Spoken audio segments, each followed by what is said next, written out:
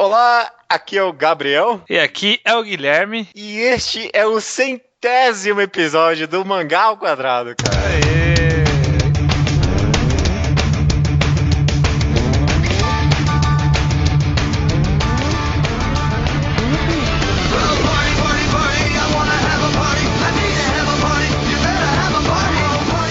Parabéns, Estranho. Parabéns. 100 episódios, você conseguiu. Parabéns, cara. Muito obrigado, cara. Muito obrigado. Mas curioso é que não é nem 100 programas, né? Porque a gente já fez muito mais outros programas. Sim. Não é um ano, não é 2 anos, porque a gente atrasou mais, então já passou de 2 anos. Sim, também tem isso. É só pela virada de dígito mesmo. Só pela inclusão do terceiro dígito. Tá ok, não tem problema. Chega desse bullshit aí de não se importar com os números e não sei o que, né? Exatamente. Poxa, cara. Legal, 100 episódios é bastante coisa. E estamos aqui pra comemorar. Cara, como é de tradição já do Mangá ao Quadrado, porque é tradição, né? Segundo episódio é tradição. A gente, nos episódios de múltiplos de 50, a gente vem aqui e comenta um pouco sobre a gente, sobre nós mesmos, sobre o Mangá ao Quadrado, sobre como foi o ano. Dessa vez, em específico, a gente resolveu comentar sobre os nossos padrões de qualidade. Porque, na verdade, aqui no Mangá ao Quadrado, a gente sempre fala sobre a subjetividade do gosto, sobre a tentativa de transpor o seu gosto da obra, bloquear coisas externas, sobre a subjetividade da análise e um monte de coisa, mas dessa vez não, né? A gente veio aqui para falar sobre as coisas que a gente gosta, o nosso padrão de qualidade, né? Exatamente. A qualidade em si é subjetiva, mas cada um determina o que acha que é a qualidade. E a gente vai falar o que a gente acha que é a qualidade. Pelo menos pra gente, que a gente gosta. É uma coisa assim bem subjetiva e passional mesmo, né? Não tem grandes análises aí. Mas então, já que a gente tá comemorando 100 episódios, antes de fazer essas confessões nossas aqui, vamos falar um pouco do Mangá ao Quadrado. Você tem algum Mangá ao Quadrado preferido, Estranho? Claro que tem, né? Eu também tenho. Cara, um só é difícil, hein? Um só é difícil, cara. Quando a gente resolveu que ia separar nossos favoritos aí, eu fui dando uma olhada. Acho que não vai dar pra comentar tudo isso, não. Eu tenho uma lista aqui, deixa eu contar. 1, 2, 3, 4, 5, 6, 7, 8, 9, 10, 11, 12, 13. 13 porque quando chegou no 10 eu falei assim, puta, melhor eu começar a parar de separar alguns, né? Eu fui, acho que um pouquinho mais crítico aí. Acho que eu tenho um 7 aqui, alguma coisa assim. Justo. Qual é o mais recente aí da sua lista? Mais recente, Madoka. Curti pra caramba. Não, mais recente não. Mais antigo, desculpa. Vamos começar do começo. Mais antigo é o Mangás Infinitos / Music of Mary. Eu também. Por causa de The Music of Mary. O meu também. É o 5º episódio de Mangá ao Quadrado. Não, mentira. A gente falou por um bom tempo que foi totalmente ignorado, né? Pela maioria das pessoas. Mas depois de um tempo, o pessoal foi trazendo opiniões sobre esse episódio. Acho que foi um dos primeiros que eu, mano, isso aqui ficou muito bom, hein? Caramba. Muito legal esse episódio, verdade. Eu gosto bastante desse. O meu aqui dá um pulinho mais pra frente, mas um episódio que eu gosto bastante é o de número 17, que o pessoal odiou, acho que a gente até comentou aqui isso uma vez, não sei se foi em off ou não, que é A Morte em Death Note. Galera odiou forte mesmo esse episódio. O pessoal não gostou desse episódio, veio depois aquele giro de notícias que o pessoal também não gostou. Mas acho que umas semanas atrás eu reescutei, poxa, cara, puta análise legal e diferente do que o pessoal costuma fazer. Eu gostei bastante, sim, desse episódio. Um pouco mais pra frente, o que eu gostei também foi o primeiros capítulos que a gente falou sobre One Piece, Naruto e Toriko. O primeiro capítulo, vira e mexe ao reouço, porque o conteúdo tá muito legal, cara. É bom você rever esses primeiros capítulos. Sim, eu reescutei na época que a gente ia gravar de novo. É um bom episódio mesmo. É legal essas análises mais diferentes, porque é algo bem específico, né? A análise do primeiro episódio no contexto de um primeiro episódio, né? Primeiro capítulo. Um próximo meu aqui é o episódio 36 de Moe, com o Rubio. Eu gostei muito desse episódio porque eu achei que a gente definiu muito bem algo que as pessoas se enganam muito fácil, sabe? As pessoas não sabem o que é Moe, e a gente fez um episódio muito bom explicando o que é no contexto do que é, sabe? Do que é de verdade, né? De verdade, o que significa no conceito que as pessoas utilizam, e a gente até tipo, comparou com o conceito, entre aspas, errado que o pessoal usa. Acho que não é tão fácil fazer isso. Muito bem, muito bem. Voltando um pouco, o que eu gosto mais pelo milestone que ele foi da gente determinar vários programas ali pra frente foi aquele de qualidade e gosto, que até a gente tá um pouco perdido ali, não tá 100% bem polido o tema, mas serviu como uma base pra gente fazer um monte de outros programas. Eu acho que daí pra frente foi quando a gente despirocou no subjetivismo, no simbolismo, nessas conversas que são mais abstratas. Foi dali pra frente. Por isso que eu gosto desse episódio. Com certeza, cara. Com certeza. Talvez você tenha notado aí, eu pulei, mas agora dando uma olhada, eu lembrei que eu gosto muito do episódio de Nijigaraha Holograph. Gosto também. Na verdade, eu acho que todos os mangás enquadrados eu gosto em níveis diferentes, mas todos eu gosto de ter feito, sabe? Todos eu vira e mexe eu reouço. Nijigahara Holograph é um, Neuro que ninguém ouviu é outro que eu gosto bastante. Neuro eu também anotei aqui, é muito bom esse episódio. Cara, é isso. Porque falar das obras sem spoilers, né? Tipo, dá um alívio, assim, pra mim mesmo, sabe? Sim. Tipo, de tirar do peito essas coisas. O legal é que a gente fala sem spoilers e a gente deixa mais de lado essas coisinhas, tipo, a arte é muito boa, o personagem principal é muito bem desenvolvido. Não, vamos falar da história. Que essas coisas de review é muito... Todo mundo faz, sabe? Todo mundo fala, a arte conceitualmente é muito interessante, o enquadramento, bababá. Não, a gente fala disso quando é aplicado à história de forma geral. A gente quer falar da obra como um todo, e não sobre essas especificidades. E esse conversar sobre a obra como um todo... É aquela conversa que é tipo de camarada que, pô, você viu tal filme, você leu tal livro? Vamos conversar aí, aproveitar que... Pode falar, cara, que eu encontrei conversa de bar. Conversa de bar. Tá, quase isso. Mas cara, porque é aquela coisa que você guarda a sua vida inteira pra falar sobre, porque você não pode falar com spoilers livremente na vida. Você precisa ter outra pessoa que conhece. Então, por isso que eu gosto desses programas. Acho que você deve ter algum no caminho, mas pulando bastante aqui, eu fui pro episódio 63 do o que é mangá. Tá anotado aqui também. É um programa muito louco, cara. A gente chegou numas conclusões não tão viajadas, mas bem extremistas, assim, e que acho que faz muito sentido. É um episódio que eu gosto bastante.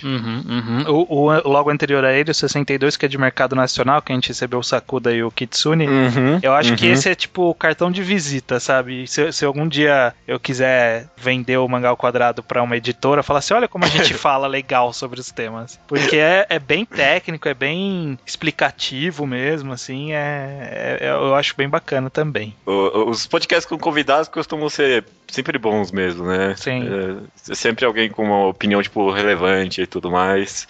O 75 de desconstrução com o Kitsune foi bem legal também. Foi. Mais um que a gente pegou um termo, assim, que o pessoal usa errado e trouxe o contexto verdadeiro dele. Sim.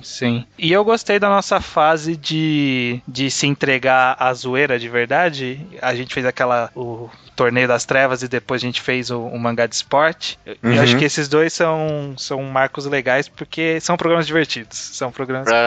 Que esse é pra curtir mesmo, eu acho bacana. O Torneio das Trevas ficou muito bom, né? Tá na hora de fazer mais um, eu acho. Tá. Logo a gente já faz outro. Muito em breve. Eu já tô pulando quase pro final da minha lista aqui. O último, o mais recente que eu gostei muito foi o mangagrafia do Uzumaru Furuya. Dos mangagrafias que eu participei, eu achei esse o melhor, que eu mais gostei de gravar, porque achei que a gente, tipo, analisou muito o contexto do autor, sabe? A gente analisou o autor mesmo, sabe? O Furuya. Eu gostei muito. Anos de experiência com o podcast, né? Porque quando a gente gravou os outros, eu tinha lá no Mangatologia 10 podcasts, 11 podcasts. Então era coisa que era pouca experiência. Agora a gente já tem uma bagagem de 100, cara. 100 programas, a gente já sabe o que falar, o que não falar. Por isso que eu acho que o resultado disso foi uma mangagrafia muito legal também. Eu também gostei bastante. É um programa que eu quero que a gente repita, embora dê um trabalho do cão ler tudo. Sim. Dá sim, puta que pariu. Muito bem. E os mais recentes enquadrados de Madoka e de Pum Pum, eu gosto bastante também. Pum, pum, eu resolvi dar aquela esperada no mangá update, sabe? Ah, tá, Não vou dar nota ainda, Não vai- deixa esfriar um pouco. Tá muito recente, né? É. Justo, justo. Continuando então aqui, falamos um pouco dos nossos episódios favoritos. Então, planos pro futuro do Mangá e Quadrado, cara. Você já comentou aqui que o nosso contrato é sempre de 50 em 50 episódios, né? Não vamos pensar em episódio 200 Não, ainda, né? Too much. Demais. Mas no 50 eu não achei que a gente ia chegar no 100, não, viu? Eu tava meio esperançoso na época, não sei porquê. Ah, não sei.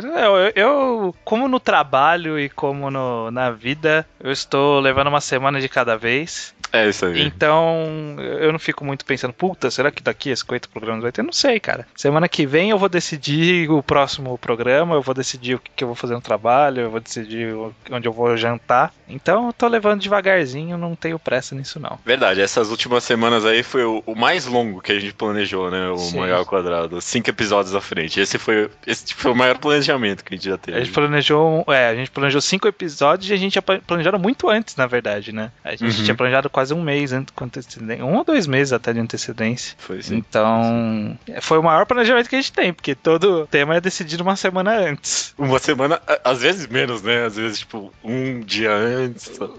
Acho que vezes... já teve episódio que foi no mesmo dia, não? Não, acho que no máximo foi um dia antes, que a gente não conseguiu conversar, e quando conversou num dia antes, falou, o que a gente vai fazer um tema fácil? Fica pras pessoas descobrirem quais são esses temas. Beleza, cara. Aliás, eu quero jogar um pras pessoas descobrirem, eu não sei se saiu em alguma gravação a gente falando disso, mas um outro programa pras pessoas descobrirem tem um programa que a gente regravou do zero 2 vezes. Porque deu problema. 2 vezes? Uma vez a gente gravou, não gravou, a gente gravou de novo em seguida. Falando exatamente as mesmas coisas e ninguém nunca percebeu. E a gente meio que esqueceu qual foi. Eu esqueci qual que é.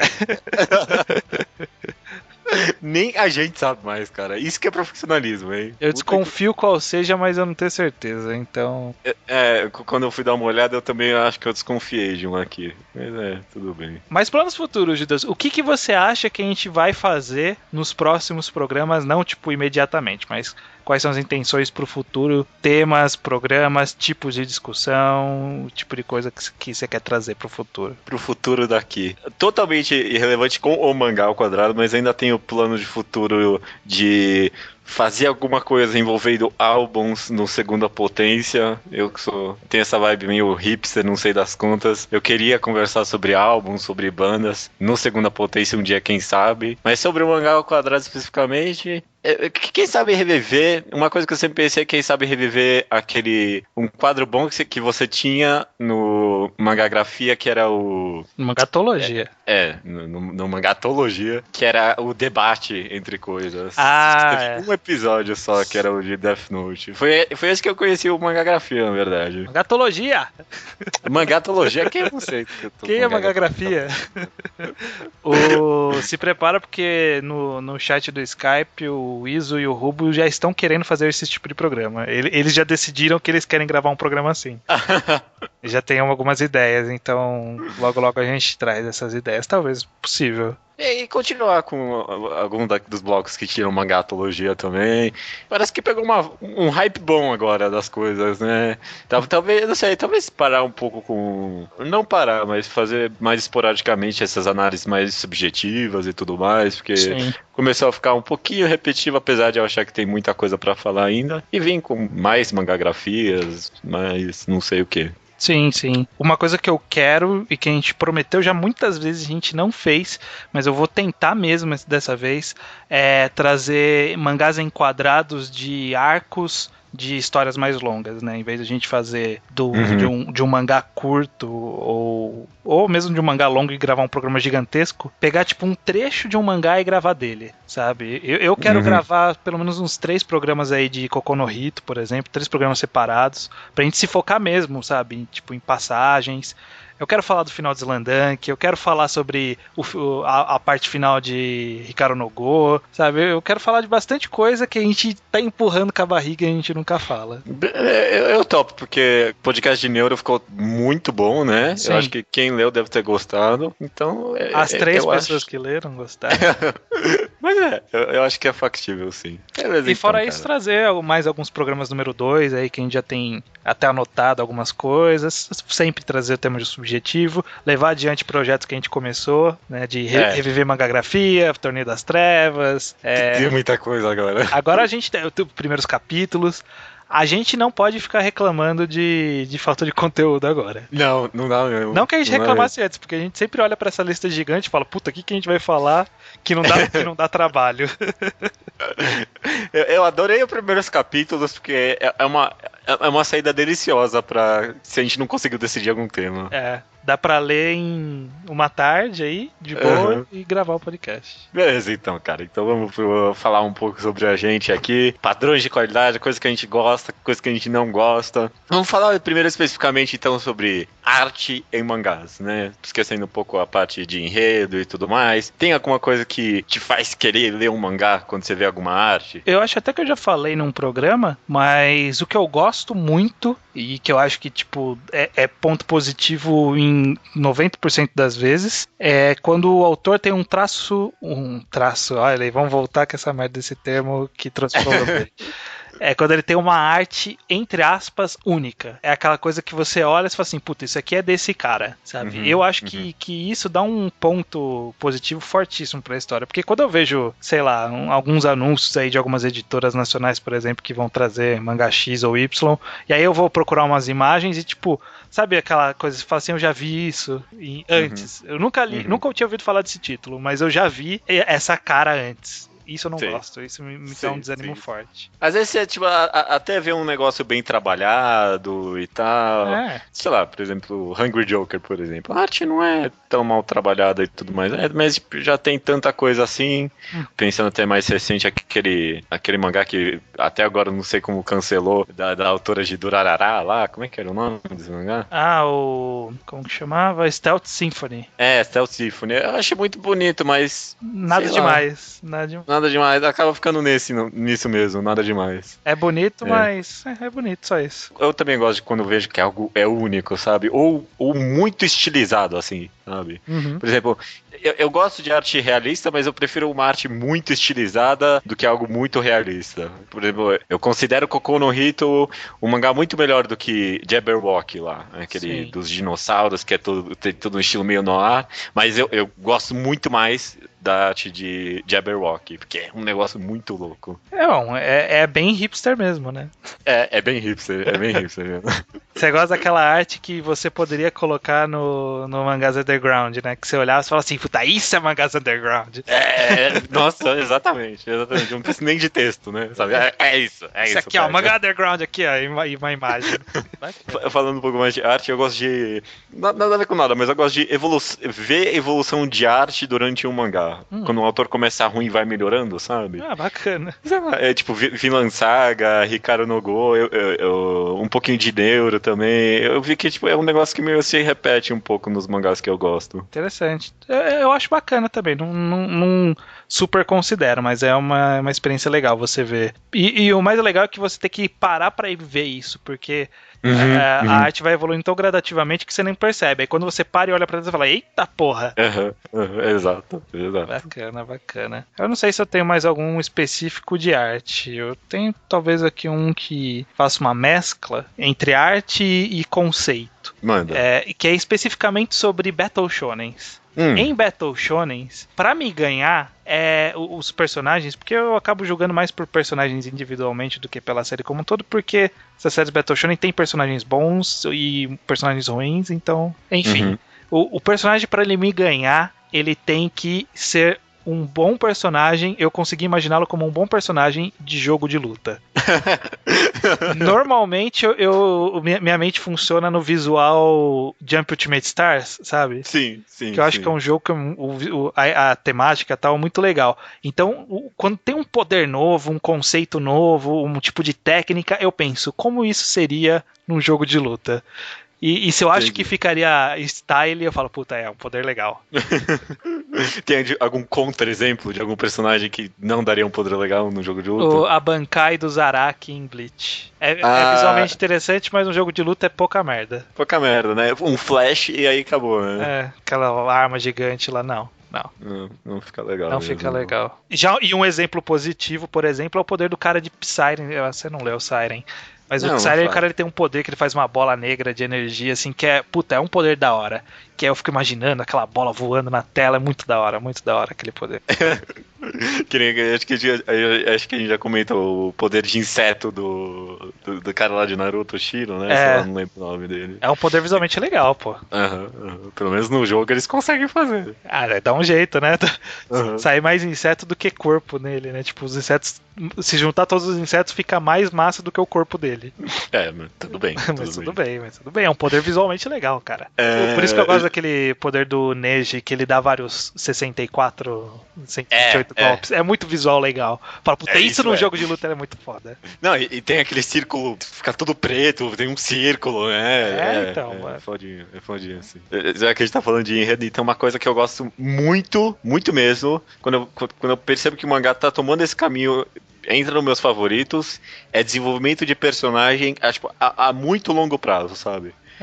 Quando o negócio é muito gradual, o desenvolvimento de um personagem, 10 de 10 de mim, cara. Tipo, Hikaru no Go, Vinland Saga, um pouquinho de Haikyuu hoje em dia, Neuro, tudo mangá favorito mesmo, assim, sabe? E tipo, não é que mangá que desenvolve por etapa, assim, sabe? Sim.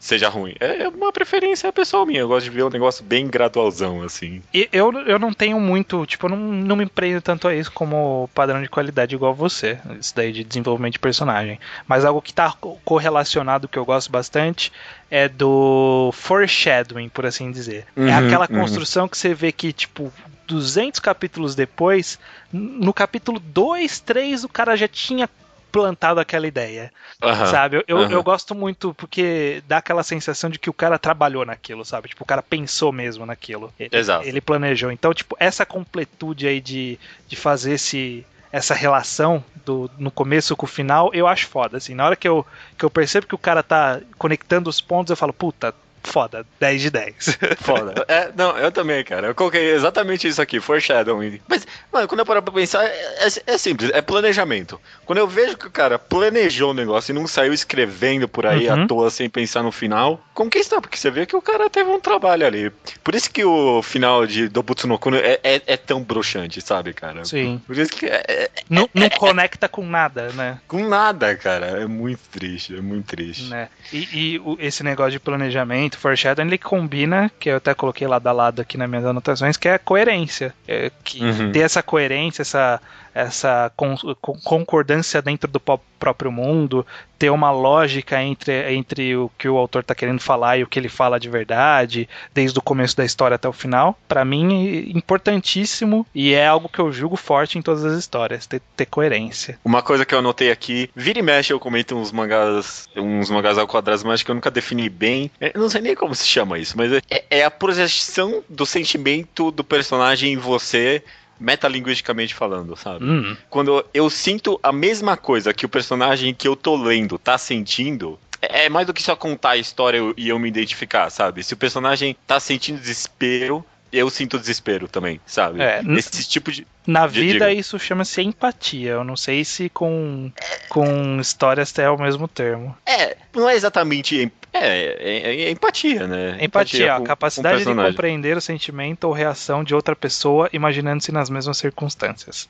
Porque... É tipo isso. É mais do que a compreensão, é a projeção do sentimento no personagem em mim. Sim. Que, por exemplo, eu comentei isso num post uma vez, aquele plot twist de Vinland Saga. O personagem, ele sente desespero com o futuro dele, porque ele não sabe qual é o futuro dele, e você sente uma espécie de desespero também, junto com o personagem, que você não sabe qual é o futuro do mangá, metalinguisticamente falando, sabe? Você não sabe o que esperar daquilo, nem nada. Sim. Quando eu vejo esse tipo de trabalho, porque é algo que é feito através de quadrinização, através de vários tipos de coisa, eu gosto muito, Bacana. ainda nessa parte de enredo especificamente, Uhum. o que eu gosto bastante é de ter a sensação de que eu não conhecia aquilo ainda, sabe? Mas não no sentido de necessariamente ser uma história jamais contada, e sim da forma como ela foi contada, sabe? Tipo, você abordar um tipo de tema de uma forma que eu falo, puta, eu nunca vi isso, cara,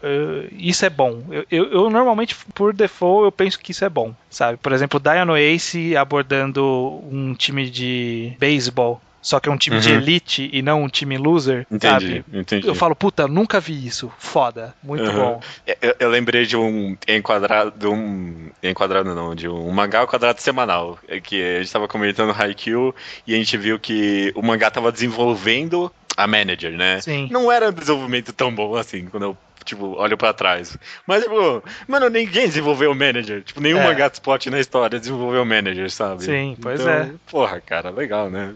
Esse, por exemplo, também é um dos motivos que eu gosto bastante de Hoshieng, por exemplo. Que é um Battle Shonen, só que ele é tão diferente na forma como ele aborda a ideia do Battle Shonen, sabe? Do protagonista que não luta, sabe? Eu acho isso tão legal que eu falo, puta, eu nunca vi um cara que é um protagonista que ele até que é forte, mas ele dá um migué e ele nunca luta, sabe? E ele não é burro, ele não é comilão, sabe? Tipo, ele é um protagonista de Battle Shonen ainda assim, mas diferente. E por isso que eu gosto dessas histórias. Se eu falo assim, nunca vi isso, a chance de eu gostar é muito grande. E Hoshin também vive quebrando as coisas. Aquele negócio que. Por que o cara não faz isso simplesmente? O cara vai lá e faz. Né? Exatamente.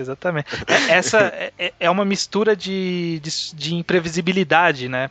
Na leitura. Que se você sabe o que vai acontecer, não é tão legal, sabe? Quando você sabe o destino dos personagens de antemão. Quando você, tipo, consegue saber qual é o próximo acontecimento. Esse foi um item que eu coloquei aqui justamente. Eu gosto de me sentir surpreso, cara. Parece algo, tipo, óbvio, né? Mano, por isso que eu gosto tanto de Dorohedoro, cara. Isso porque... não tem como reclamar de Dorohedoro mesmo. Mano, nunca. Não tem um capítulo que eu tinha a mínima ideia do que ia acontecer pro futuro desse mangá, sabe? É muito imprevisível, o autor vive trazendo coisas de volta, e aí um personagem que o poder é fazer torta ganha do final boss do mangá. É uns negócios muito imprevisíveis mesmo. Eu coloco, aproveitando o Dorohedoro, vou já até embalar outro, que é questão de que eu chamei de fluidez, que é o levar dos acontecimentos num ritmo bom o suficiente para acontecer bastante coisa e você nem perceber, sabe? Não ser uma leitura carregada. Não é uma leitura carregada. Por exemplo, Medaka Box é uma leitura carregada, nem um pouco fluida e nem um pouco prazerosa. E não vale a pena. Dorohedoro, ele até tem bastante fala para um mangá de ação, por assim dizer. Ele tem bastante fala, bastante conversa dos personagens. Mas é tão fluido. E aí, em um capítulo, a autora consegue levar a história adiante tanto que ela termina o capítulo e fala, o que a gente aprendeu nesse capítulo? E sempre tem, tipo, 3 itens, pelo menos, sabe? Tipo, pelo menos 3 coisas aconteceram de relevante nesse capítulo, sabe? É verdade. E isso é uma fluidez, cara, que é muito bom. Que você lê, tipo, um capítulo leva no outro. Leva fácil. Se a leitura é fácil, ela é prazerosa. Esse é um ponto que eu acho primordial, assim. Ter uma leitura, uma fluidez na leitura. Que não quer dizer que é um tema leve. Pode ser um tema pesado que você lê de forma fluida. Como, por exemplo, o Real do Inoue. É fluido, mas é pesado. O mangá que eu acho bom que não tem isso é Helter Skelter, por exemplo. O mangá é pesado. Não é fluido nem um pouco. Não é nem um pouco fluido. Os acontecimentos também são meio travados e tal. Mas, enfim, é um bom mangá, com certeza. O que eu tinha pra comentar é isso. Vocês têm mais algum item aí? O último item que eu anotei aqui, que na verdade eu anotei umas coisas que eu não faço questão. Por exemplo, eu não faço questão de esse negócio que as pessoas falam, carisma do personagem. Foda-se carisma do personagem. Pra mim não é importante.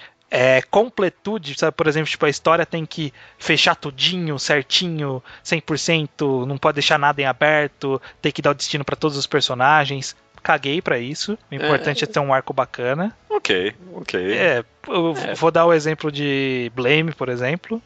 Não é completo, sabe? Mas Slandunk não é completo. não há uma completude. Não quer dizer que é ruim. Exatamente. Então eu só tô dizendo que eu não faço questão. Se tem, pode ser bacana, mas isso não ter, pra mim, não é um problema. Entendi. Mas uma coisa que eu tava percebendo, olhando aqui as minhas anotações, os mangás que eu mais gosto, é que eu gosto de polivalência. Olha que termo bacana. Opa, troféu vocabulário do dia pra você. Que é quando o cara, a história, ela consegue atacar em mais de uma frente. Ela oferece mais do que uma coisa, sabe? Ela oferece mais do que uma história apenas de ação. Ela oferece mais do que uma história de comédia. Ela oferece mais do que um romance, sabe? Ela não precisa ter várias coisas e abordar bastante, mas ela não pode ser, tipo, fechada, sabe? Ela tem que ter momentos de humor no meio da ação, ter um romancezinho no mistério. Tem que ter mais de uma coisa, sabe? Se tem mais de uma coisa, pra mim, é win. Se tem só, tipo, é só uma coisa, tipo, se é só um Battle Shonen, sabe? É só um mangá de ação, que nem foi, sei lá, Hungry Joker, que a gente adora citar como um exemplo ruim. Ele era só um mangá de ação. Então, foda-se, sabe? Eu não tenho como me importar com isso. Ricardo no Go, acho que é um mangá que eu considero bem polivalente. Sim, é um mangá de esporte, é um mangá de slice of life. Só essas duas características já são muito bem desenvolvidas na história.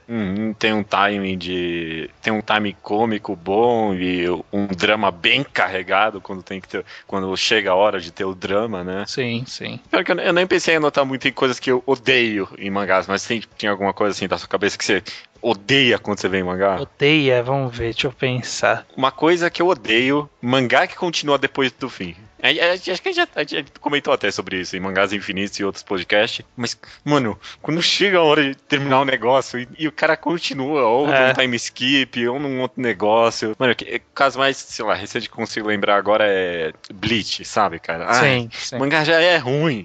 E aí, podia terminar, cara. Podia terminar. Não terminou. Puta, como eu fiquei com raiva quando seguiu aquilo. Não terminou. Que eu odeio, cara. Eu não sei se eu odeio. Até a gente vai querer abordar. Eu quero fazer um programa disso no futuro. Mas eu já olho com o olho torto spin-off. Por natureza, eu olho com o olho torto. Porque pra mim é torcer, é tirar leite de pedra. Sabe? Tipo. Sabe, termina a sua história, cara. Não fica fazendo. Sabe, não faz spin-off. Não me interessa. Se você quiser, tipo, terminar a história, depois fazer uma continuação, fazer uma forma diferente, alguma coisa, tipo, se tá lançando um mangá e tá saindo um spin-off, esse spin-off provavelmente é uma porcaria. Sabe? A minha mente diz isso. Você tá lendo Fairy Tail Zero? Não. Cara, é um spin-off bom, viu? É bom? Estamos falando de Fairy Tail, né? Mas, tipo. Dentro das expectativas necessárias, é legalzinho, viu? É melhor do que Fairy Tail até agora, com 2 capítulos. Olha só, eu vou olhar.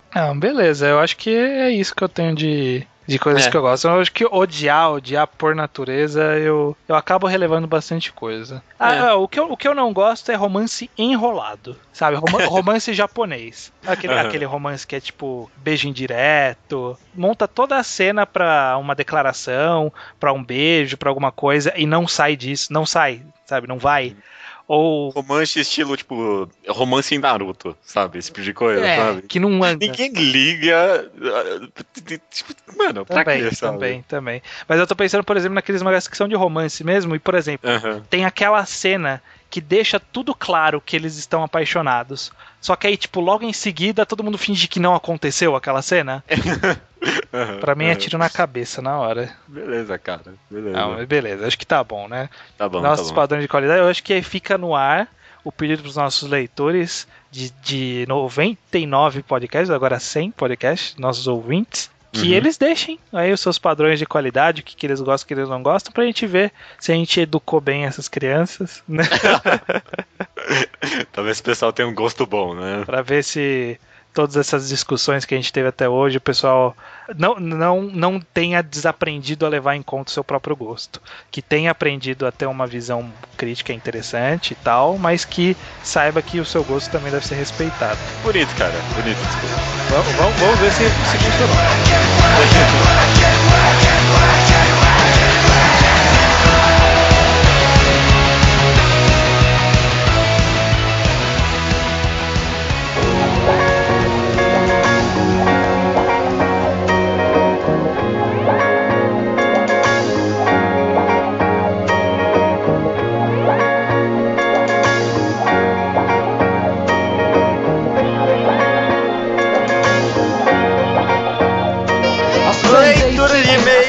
estranho. Leitura de e-mails judeu-ateu do episódio 99 de Boa Noite, Pum Pum. Correto, cara, correto. Os e-mails que a gente vai ler aqui chegam no contato@alquadra.do, certíssimo? Exato.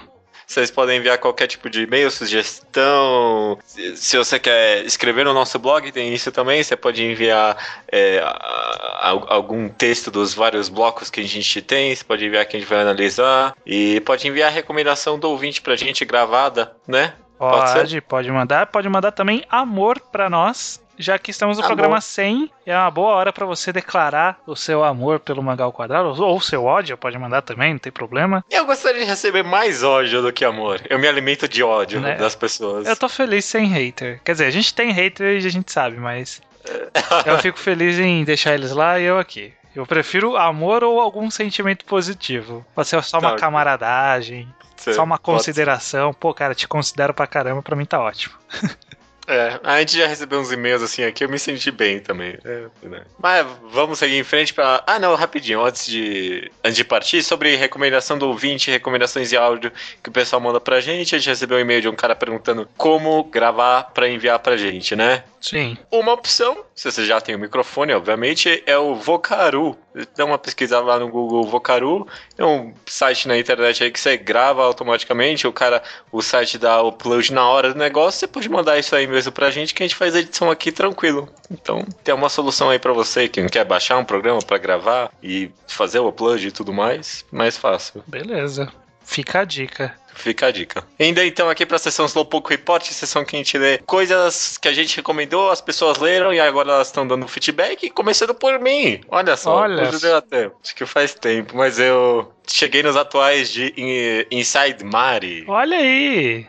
Falei que ia ler. Li mesmo e é bom, viu? Falei, cara, não é psicológico total? Total, e o pacing é muito bom. Porque o cara escreve devagar, mas é bom porque é bom a história seguir devagar, assim, sabe? Sim. Ele tem uma crescente que vai aos poucos, e quando chega o último capítulo, tipo, blow my mind, sabe, cara? Eu achei muito foda o cara chegar a esse ponto. Então, foda.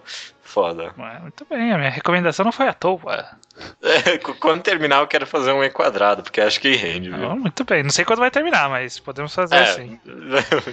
Tá na espera. O Luiz Henrique, o Hicks, @Hicks do Twitter, começou Haikyuu e está gostando bastante. Como que ele sabe de Haikyuu? A gente nem recomendou ainda.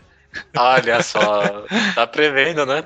Está gostando bastante. Também começou a namorada a ler Prophecy e ela gostou. Muito bem, olha aí. Que legal. Prophecy provando aí um mangá que é bom para as pessoas iniciarem, né? Pelo menos a namorada do Luiz Henrique. Se você for a namorada do Luiz Henrique também, então pode ler Prophecy. Pelo jeito, por enquanto, tá 100% de aprovação entre as namoradas do Luiz Henrique. O irmão do Thomas, da família Turbando, ok, tudo bem. Terminou de ler Hoshino Samidare e diz ter lembrado da HQ do Scott Pilgrim pra ele. Você acha que tem alguma semelhança? Não. Muito poucas, eu acho. Tem esse negócio aí de coming of age, né? Mas é bem whatever mesmo. Bem diferente um do outro. Ele também terminou Dobutsu no Kuni e espera um mangá enquadrado pra essa obra também. Não sei, acho que pode ser que demore um pouco até o próximo mangá enquadrado. Eu tô meio saciado. Tá de ressaca de mangá enquadrado. Gabriel Yamazaki leu Devilman e achou incrivelmente foda e recomenda para todos. Eu vou ler, logo. Logo também. E pra terminar, o Taka já está lendo Inside Mari. Muito bem. Partindo já então pros comentários rapidinho sobre o último programa que falamos de Oyasumi Pum Pum. Então vai ter spoilers, então pode sair se você não leu Oyasumi Pum Pum. Passe para as recomendações que a gente vai fazer agora no final.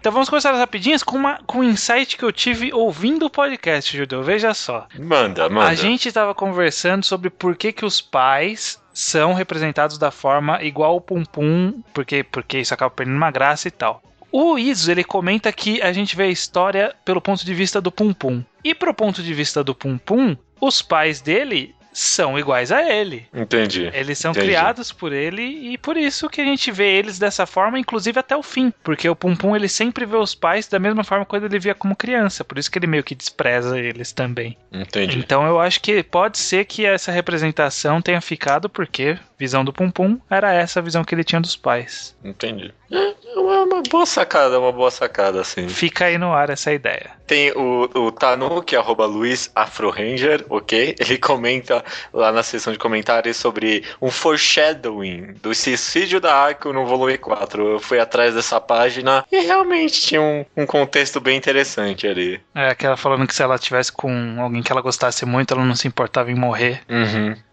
Então, quem sabe a gente não pode concluir a partir daí de que no final, em algum sentido pelo menos, ela teve algum tipo de felicidade plena. Não sei. O Diego Carneiro Câmara comenta do seu momento favorito, que no caso é a cena na qual o Pum Pum encara seu retrato feito pela Sati e começa a se questionar se poderá viver feliz para sempre. Essa foi uma cena que a gente deixou passando, mas eu também gosto muito dela, que meio que mostra tipo, a verdadeira depressão que o personagem passa, porque, sabe, ele tava num momento mó feliz da vida dele, as coisas estão indo do jeito certo, mas mesmo assim, por motivo nenhum, sabe, ele começa, tipo, quem você é que você acha que você pode viver feliz pra sempre, sabe? Uhum. Isso são, tipo, sintomas de depressão mesmo. Um insight aí sobre um personagem, eu acho. Uhum. O Rafael de Santos Tomás diz não ter gostado do final e ficou decepcionado com a última página não ter sido o verdadeiro rosto do Pum Pum. Eu achei muito bom que não mostrou o rosto do Pum Pum, ainda bem. É o mínimo que eu esperava do Asano, na verdade. Sim, eu cheguei a temer naquela cena do hospital, que ia mostrar mais do que aquilo, mas felizmente ficou naquilo lá. Eu acho que não combinaria com o clima da história a gente ver o rosto do Pum Pum em momento algum. Não, de forma alguma. A Jessie diz ter medo de se o mundo for realmente tão cheio de pum-pums quanto a opinião dos leitores faz parecer. Verdade. Verdade. Mas o mundo não é cheio, a internet é cheia. E as pessoas que estão na internet não estão no mundo, então não tem problema. É que eu acho que todo mundo tem um pouco de pum-pum dentro de si mesmo, assim. Cara, sou muito parecido. Com pum-pum. Não, mas é que... Tudo bem. Vamos passar. O Paulo César mandou um e-mail que ficaria muito confuso a gente transformar a fala nessa leitura de e-mails, mas na teoria ele assume que as formas de Pum Pum assumem, com exceção do triângulo e da forma preta, isso é uma representação dele se enganando, sendo alguém que não é. Com o exemplo, ele cita a versão do Takashi, o do Topetão e o do Cachecol. Então todas essas formas aí do Pum Pum, eles tentando entender quem ele mesmo é, né? É, meio que tentando ser outra pessoa que não é ele de verdade, pra se encaixar e tal. Foi mais ou menos o que deu pra tirar do e-mail, porque eu acho que o Paulo César tem uma ideia muito bem feita na cabeça dele, mas na hora de transcrever pro papel fica difícil. E se a gente transcrever o papel pra fala, vai ficar mais difícil ainda. Então fica no ar aí o que o Paulo César falou. Quem sabe numa mesa de bar um dia, né? Quem sabe? Só ligar e combinar um dia aí. Vamos lá. Ok. Partindo já para os e-mails mais longos, começando com um do Júnior Colon, o Taka, que ele diz o seguinte: olá, Onodera judeu e estranho, olha aí, você é o Onodera, eu não Eu sou o Pum Pum aqui desse podcast, ok, cara. Muito parecido, cara. Eu sou muito Pum Pum, mano, sou muito Pum Pum. Quando a gente gravar o programa de Cocô no Hito, vai ficar assim, nossa, mano, eu sou muito igual... Até esqueci o nome do cara já. É, Mori. O Mori. Taro. Sou muito igual o Mori, cara. Ele diz o seguinte: sobre o overthinking, acho muito normal e até real, ainda mais na realidade japonesa. Às vezes desvalorizamos o peso que esses acontecimentos podem ter, ainda mais em pessoas propensas à depressão e tudo mais, como a família Onodera. Realmente, eles eram bem propensos à depressão. Acho que eu também pensei que, tipo, talvez esse negócio da família ser representada como pássaro tinha alguma coisa a ver com todo mundo ser meio depressivo mesmo. Esse negócio de todo mundo cair em situações trágicas tem algo sanguíneo mesmo, sabe? É possível. Até porque o pai, ele, embora seja um pássaro, ele é diferente da mãe e do tio, né? Ele é mais escuro de pele. O que não quer representar que ele é africano ou negro, porque ele é japonês. Prosseguindo aqui, ele diz: sempre penso o quanto a Sati pode ser um alter ego do Asano. Os dois são autores de mangá, a Sati passou por diversas cirurgias plásticas, o Asano quer fazer a cirurgia para trocar seu gênero. asterisco aqui que eu quero falar depois. E ela também é muito mais sexual que a Aiko, e o Asano sempre retrata sexo nas obras. Não sei até que ponto é viagem, mas tentei fazer esse link. Então, parece que essa história da mudança de sexo foi, tipo, todo um meio que mal entendido, sabe? Tipo, ele falou que talvez ele se identificasse com outro gênero e tal, mas não que, tipo, ele tava querendo se transformar numa mulher. Pelo que eu vi, foi um problema aí de tradução que rolou. Eu também entendi por essas linhas. Mas, de qualquer jeito, eu também sempre pensei que a Sashi era o maior porta-voz do Asano no mangá, sabe? Sim.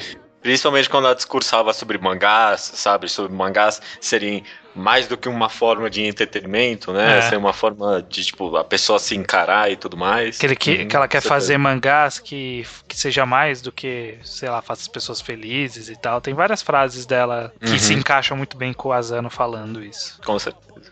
E finalizando o e-mail dele, que ele diz: a Sachi era o par perfeito pro Pum Pum, mas ele tinha que ir com a Aiko para encerrar um ciclo da vida dele. Ou terminar a vida dele. Senão, ele sempre ia viver com a possibilidade de fugir ou fazer algo com a Aiko na cabeça dele. Exatamente, né? Ele não era a melhor ideia ir com a Aiko, mas ele precisava ir com a Aiko.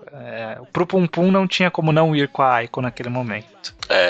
Porque acho que no momento que ela se revelou que ela era, de fato, a mesma Aiko de antes, mano, não tinha outra opção, sabe? Sim. Não tem como esse negócio que tormentou ele a vida inteira voltar a se tornar realidade e ele não seguir esse caminho, né? Se ele não fosse, ele não ia ser feliz. Ele não conseguiria alcançar uma possível felicidade que ele acabaria tendo no futuro com a Sachi, sabe? Se ele não tivesse saído daquele momento, ele ia ficar o resto da vida dele lamentando, tipo, e se eu tivesse ido naquela ocasião e tal. Mesmo que agora ele não tenha alcançado a felicidade plena, ele, tipo, não alcançaria felicidade nenhuma. Tipo, se ele não saísse com a Aiko naquele momento. Com certeza. Bom, pra terminar aqui a sessão de e-mails, tem o Thiago Sansou. Ele diz aqui, confesso que, como todo mundo, fiz suposições erradas com a trama do Pegasus. Vou dividi-las com vocês. Contraparte, sempre achei que os personagens principais que tivessem outros personagens principais agindo como contraponto à trama. Como aquele carinha de jaqueta de couro e óculos escuros do grupo dos fanáticos, que nada mais é do que um grande yin e yang do próprio Pegasus, que usava lentes transparentes para enxergar o mundo. Pegasus era mais delirante, enquanto o outro cara era mais realista, porém com o mesmo objetivo em mente. Ok. Acho que o mangá até dá uma olhada por cima disso também, né? Sobre o cara dos óculos e tudo mais. Sim. Ele é o Judas dos apóstolos do Pegasus, né? Que até tem aquela página que faz a Santa Ceia, assim. E tal. Ele continua aqui. Isso se aplicava também na relação do Seki com o Shimizu, como um paralelo da relação do Pum Pum com a Aiko. A Aiko como Shimizu e o Pum Pum como Seki acabam por ter meios e atitudes estranhamente parecidas até o fim. Aiko e Shimizu eram louquinhos e morrem com um suicídio. Seki e Pum Pum carregam os dois, pois não conseguem desapegar do fato que eles morreram. Shimizu morreu em um sentido figurado, já que perdeu a memória. Pum Pum e Seki ficam ambos caolhos, violentos e introspectivos, são influenciados a fazer o mal e possuem escolhas muito mais pesadas a fazer. Os dois casais são involuntariamente regidos por deuses que os levam à destruição. Existem dois deuses retratados na história, o Poop God e o carinha no rosto do Pum Pum.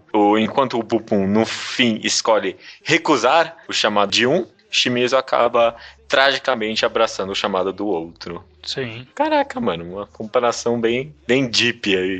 Bem interessante, eu gostei dessa comparação. A gente acabou deixando o Shimizu e o Seki de lado por acabarem fazendo parte do arco Pegasus, que a gente odiou tanto.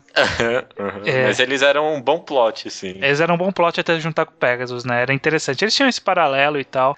Acabou ficando meio perdido, tipo, pra onde eles vão no final, por causa dessa questão do Pegasus. Se eles tivessem uma conclusão melhor, talvez seria um arco mais interessante. Mas no comecinho, né, na época que começa a mostrar Pum Pum e eles separados, já fica um pouco mais... Eles são interessantes nessa época, né? São. Eu sei que é o cara serião ou Isso. o Shimizu? O Seki principalmente. Eu gosto muito daquele plot dele não indo matar o cara e tudo mais. Aliás, um insight que eu lembrei que eu tive agora enquanto escutava o podcast é que o mangá de fato tem muitos foreshadowings de que o Pum Pum ia matar alguém no futuro, sabe? Uhum. A maioria dos plots, quando você para pra pensar, tipo, rodeiam esse negócio de matar alguém, ou a tentativa de matar, alguém leva a matar alguém. Uhum. Acho que realmente é aquele negócio que o Asano falou da entrevista, de que desde o começo ele imaginava que o Pum Pum ia chegar num ponto que ia matar alguém. Dá pra provar isso pelo mangá, assim. Sim, sim. Foi construindo isso de uma forma muito interessante mesmo. Beleza, cara, é isso. Essa então é a nossa última. Não foi o último que foi a última? Esse aqui é o podcast número 100, né? Exatamente. Você já queria vir com alguma ideia aí, marota? Eu não tenho nenhuma, cara. Você tem alguma aí? Alguma coisa? Não, vamos fazer esse o podcast número 100. Esse é o último. Esse é o último oficial, então. Tá, pode falar. Você trouxe alguma coisa aí? Não trouxe nada. É que nem o 50. O 50 foi 50 mangás ao quadrado. Esse é o 100 mangás ao quadrado. 100 mangás ao quadrado, tudo bem, pode ser. 100 mangás ao quadrado. E no próximo a gente traz alguma ideia? No próximo a gente faz o quote da semana. O quote da semana? Eu queria recomendar alguma coisa, talvez. Quem sabe a gente recomendar? Mas a gente já tem, né? Mas quem sabe a gente recomendar só de jogar nome aqui? Não sei, hein? Não sei, tá meio cheat isso aí. Não sei se eu gostei. Vamos ver direito isso aí. Vamos ver direito. And let the bullshit just pass. I'm riding down the street in my jalopy. I'm damn sloppy. Let's get paid and stop depending on all the drama. I work a shitty job. I went to City Hall, pissed on the lawn, gripped on my balls, screamed to the sun. Too much drinking seemed to make the tears come. Unbelievable.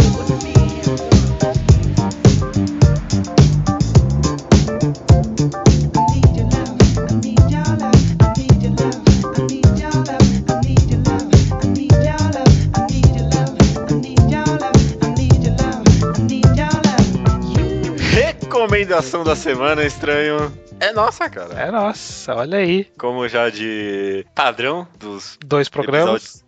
De 2 programas. E em programas múltiplos de 50 a gente recomenda mangás, entre aspas, não recomendáveis. O que eu quero dizer com isso? Sempre que a gente recomenda um mangá no final do episódio, a gente tenta recomendar coisas curtas e de fácil acesso. Fácil acesso nem sempre, né? Mas coisas curtas e teoricamente acessíveis, no sentido de você conseguir ler para as pessoas. E a gente deixa passando um monte de mangás que a gente, entre aspas, considera essenciais, mas que são muito compridos, muito...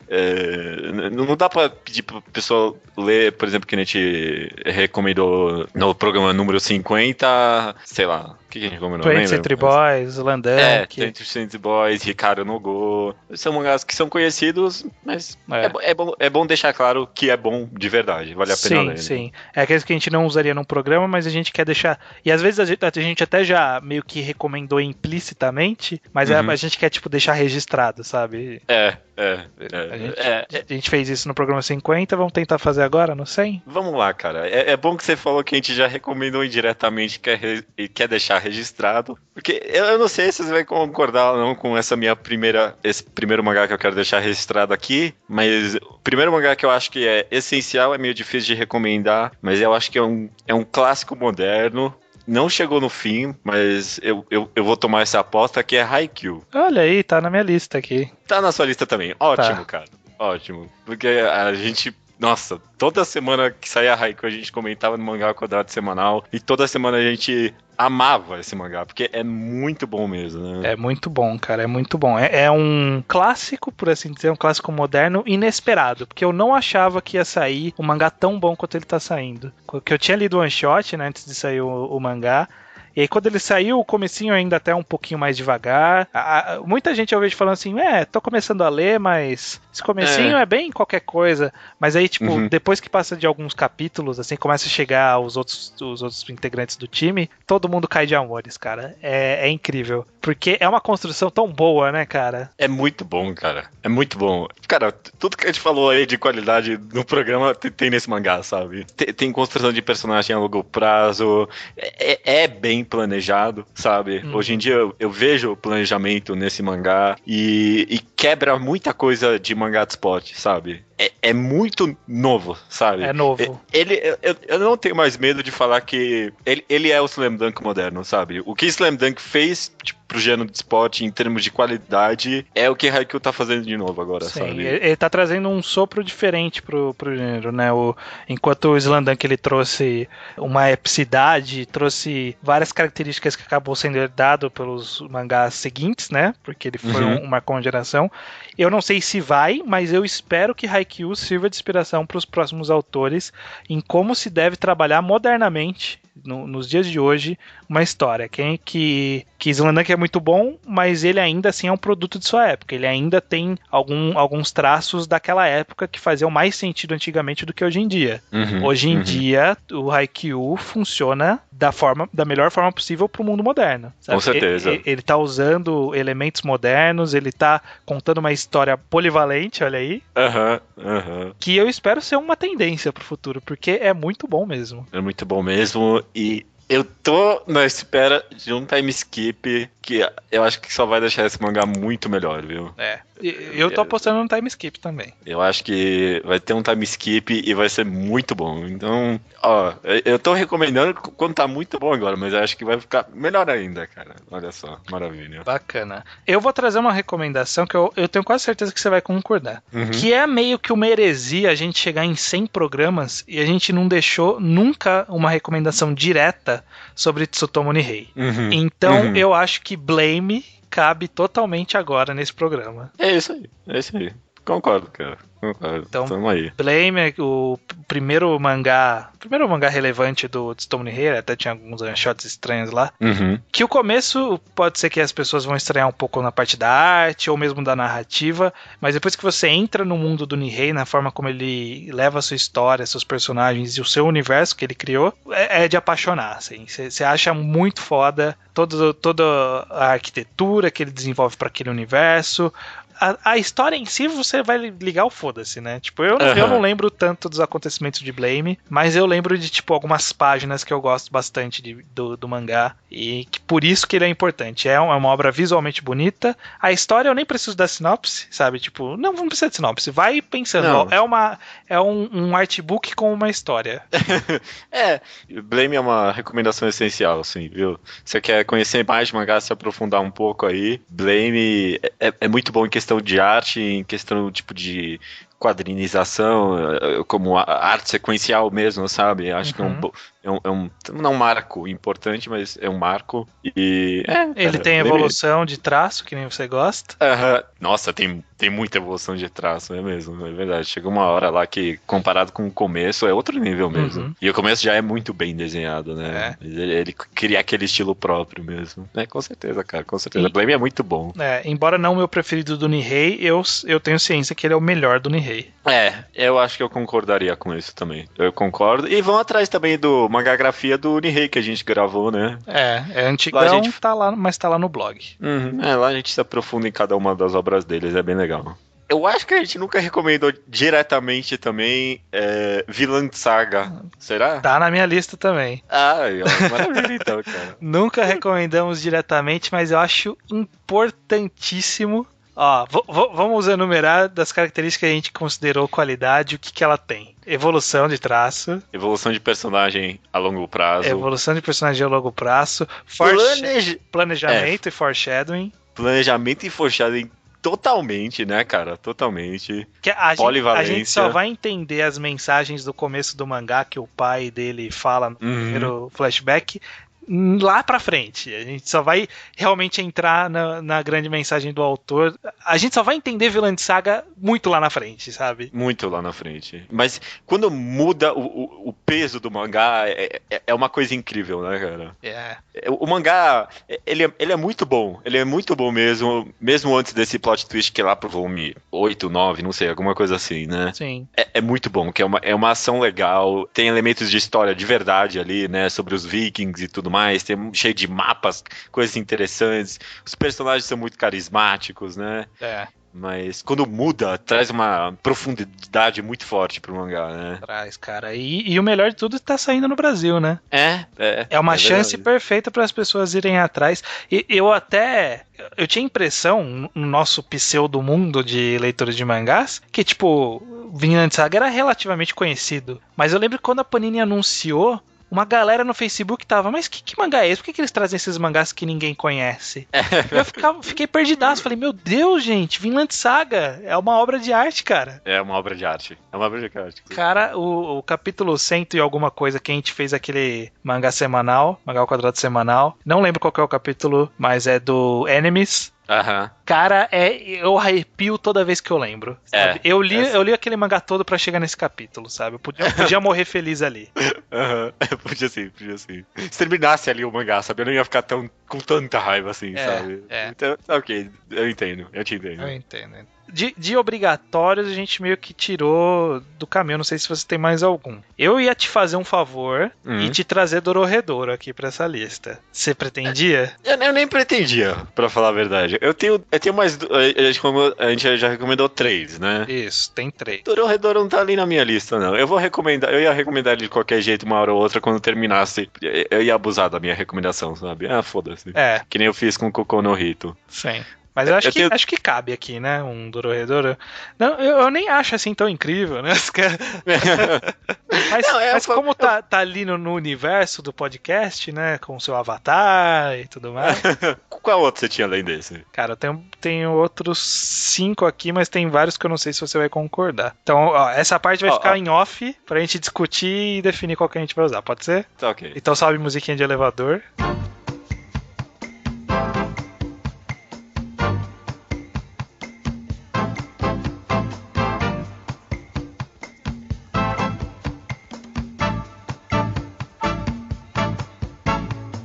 Então, ó, voltou da musiquinha aí, pronto.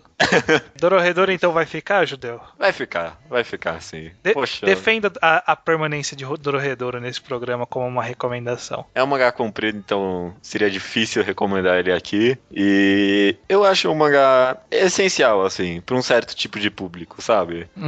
Pros hipsters, sabe? Mano... Pessoal pretencioso, assim, que é uma arte super diferente. Ele tem um monte de coisinha legal, por exemplo. É desenhado por uma mulher, sabe?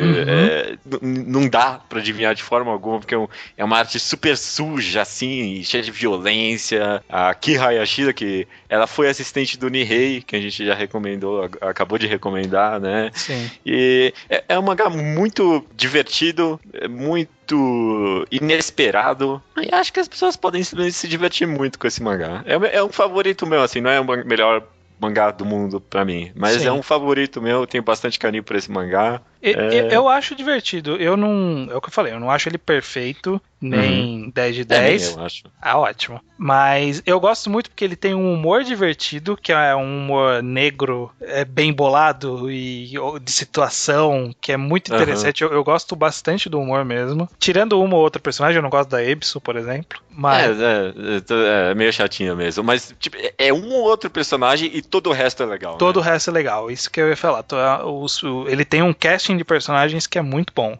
Sabe, todo o resto é muito divertido. O grupo do Shin lá, com o En, o Kaiman, a Nikaido, todo mundo é divertido. Então. O professor. O professor, até o professor, que é meio secundário, que ganha importância demais. Sim. É interessante. Então, eu acho legal, eu acho bacana. Porque ele trata. Uma coisa que eu acho legal é que ele trata os, entre aspas, heróis e entre aspas, vilões, tipo, no mesmo nível. Sabe? Os dois cometem trapalhada, os dois têm chance de vencer ou não. Mostra o dia a dia dos dois, sabe? Tipo, até o cara que é um monstro lá, aquele bicho cheio de corrente que fica flutuando, sabe? Ela faz piada com esse cara, sabe? Tipo, ele é meio que o vilão final e faz piada com o cara. Tanto ele quanto o outro, o Maldição lá, né? Tipo, o cara fica comentando as coisas do nada. É muito legal, assim. E esse negócio de entre aspas herói, entre aspas vilão também, né, cara? Ele dá meio que uma subjetividade pras ações de todo mundo ali, com certeza. Beleza, cara. Qual é o próximo aí? O que você quer trazer pra cá? Hoshin Eng, cara. Eu sei que é um favorito seu, né? É um favorito meu, muito bem, muito bem. Hoshin Eng talvez, é um bold statement aqui, é meio difícil ter certeza disso, mas eu vou ampliar então. Ele é meu top 5 Shonen Jump all time. Nossa, que específico. Não, tá bom. Top 5 Shonen all time. Já tornou mais... Pegou peso agora. Pegou peso aí, ó. Considerando que tem Slandunk no rolê aí e tudo mais. É difícil dizer, eu teria que sentar e olhar. Mas eu gosto bastante de Hoshin porque ele... Você terminou de ler Hoshin? Não. Olha aí, ó. Tá errado isso aí. Tá errado isso aí, tá errado. Mas eu acho justo porque eu não tinha nem lido Gun quando a gente recomendou no 50 e eu aceitei. É verdade. Então... Não, mas mesmo... Faltam, tipo, acho que uns 5 volumes pra eu terminar de ler, mas até onde ali, tipo, já tá pra pegar a vibe do mangá, sabe? Sim. Ele é muito bom. Ele é muito bom, sim. Ele é muito bacana porque ele trabalha aí com uns tropes diferentes do Battle Shonen, ele cria seus próprios tropes. Por exemplo, de vez em quando ele usa um negócio do não de torneio, mas aquele negócio de subir torre, sabe? Lutando com várias pessoas, mas ao mesmo tempo ele quebra essa lógica. Ele mata personagem e, tipo, não tem glória, o personagem simplesmente morre e pronto, acabou. Morre bastante gente, na verdade, sim. Só pra pensar. Dos heróis, dos vilões, os vilões eles têm drama, os heróis têm drama, tem plot points, eu não vou dizer plot twist, mas tem vários plot points interessantes, algumas viradas legais, tem toma lá da cá, tem vilão conversando com o herói conversando com o vilão, tem essa coisa do Dorohedoro, né, de ter tipo, embora fica claro quem é do bem e quem é do mal, ainda tem tipo, dar um foco pro vilão também, sabe, o vilão também tem um momentinho ali de diversão e tal. Eu acho muito bom, cara, eu acho que é uma das melhores coisas que passou na Shonen Jump e é muito negligenciada. É muito mesmo. Mais do que lá, Neuro, por exemplo. Mais do que Neuro. Porque Neuro é mais moderno ainda, né? Neuro ainda tem gente que pegou o finalzinho da publicação.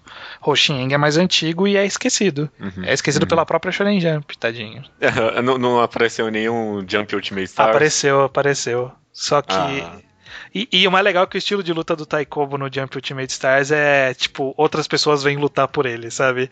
Você aperta é bem isso mesmo. Você aperta o botão de soco, aí vem o cara e dá uma espadada. Aí você aperta o botão de tiro e vem um outro cara e dá um tiro, sabe? Tipo... mas, pô, bem bolado, porque tem tudo a ver com o mangá. Exatamente, muito bom, cara, muito bem bolado. Ó, pra finalizar, Judeu, eu sei que você escolheu, você quis colocar aqui, e eu quero que você defenda a permanência de Death Note nesse programa, olha só. Death Note, cara, todo mundo se acalme, né? Death Note é um mangá totalmente conhecido, mas eu acho que ele exige uma recomendação nossa para caso alguém não tenha lido ele. É muito difícil, porque a gente até comentou aqui que Death Note é o Evangelion moderno, né? Sim. Tem que ter lido Death Note para entrar no mundo dos animes e mangás. Justamente por essa enorme popularidade dele, ele também ganhou uma muito forte onda de anti-hype, né? Sim. Tipo, não, esse mangá é muito ruim. Até hate, né? É hate, exatamente, essa é a palavra. E eu não acho o mangá tão ruim quando ele é pintado pela maioria das pessoas. Sim. Mesmo depois da metade do mangá, né? Porque que é tão falado, né? Que é tão falado, justamente. Então, é um mangá, uma pegada meio diferente.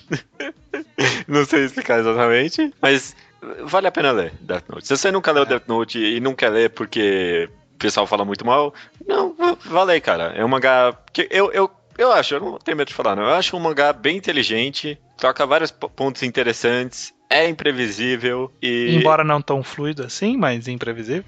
Com certeza, com certeza. E é divertido. É um clássico problema de obra que caiu numa popularidade tão grande que acabou sendo menosprezada por causa dessa popularidade, né? É um caso mais antigo que talvez no 150 a gente recomende ou não. É, por exemplo, o Dragon Ball. Dragon Ball, o pessoal... Por tanta popularidade, por tanta importância e tanta relevância que ele teve, as pessoas acham que tipo, ele é meio medíocre, sabe? Só que existe um trabalho ali na construção de Dragon Ball que é muito bem feito. E em Death Note é a mesma coisa, sabe? As pessoas acham que por ter se tornado popular ele tem uma qualidade menor, mas claro que não, sabe? Popularidade não tem nada a ver com a qualidade, tanto pro bem quanto pro mal, sabe? Ao mesmo jeito que coisa que é muito popular não necessariamente é boa, não necessariamente é ruim, sabe? Não inverter a mesa. Essa é uma boa mensagem. Com certeza. E é isso, cara. Eu tô feliz com a permanência desse mangá aqui. Fizemos esse... Não é um top, né? Essa seleção de 6 mangás aí, que nem no programa anterior. Maravilha, cara. Então, a recomendação da semana é Haikyuu, Vinland Saga, Blame... Nossa, já perdi aqui. Hoshin, Dorohedoro... E Death Note, cara. Olha aí. E dessa forma, até semana que vem, no programa 101. Até semana que vem.